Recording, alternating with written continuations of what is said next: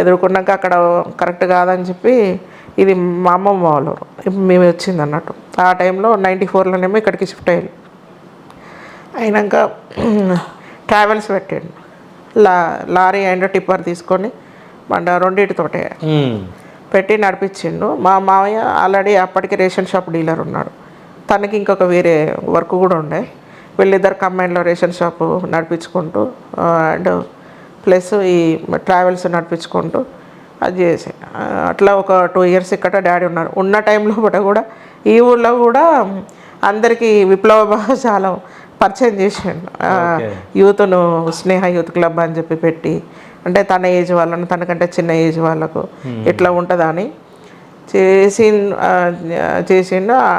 ఆ టైంలోనే ఇప్పుడు మేము ఉన్న ఈ ప్లేస్ అనేది మా డాడీ తీసుకున్నాడు అన్నట్టు. అప్పుడు ఇల్లు ఓన్లీ ప్లేస్ తీసుకున్నాం, అది ఉండాలి, పర్మనెంట్గా ఉండాలనే ఉద్దేశంతో.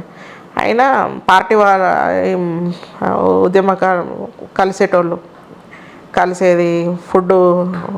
ఇక నాకు ఇక అప్పటికే కొద్దిగా వచ్చింది 94, 95 అంటే నాకు 8-9 years దానికి అట్లా వచ్చినాయి.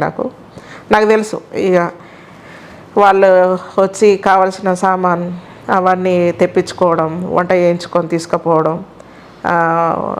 సివిల్ అయ్యి ఇంటికి వచ్చి కలవడం, వీళ్ళెవరు అని అంటే మనోళ్ళు అనేది. ఇక రక్త సంబంధికుల కంటే కూడా వాళ్ళు ఇంకెక్కువ అయిపోయారు అన్నట్టు. ఇక మాకు వీళ్ళు ఎవరికి చెప్పొద్దు అంటే ఎవరికి చెప్పకపోయేది అంతే. ఇక మేము కూడా అంత సీక్రెట్గా, పిల్లలమైనా అంత సీక్రెట్గా ఉండేది.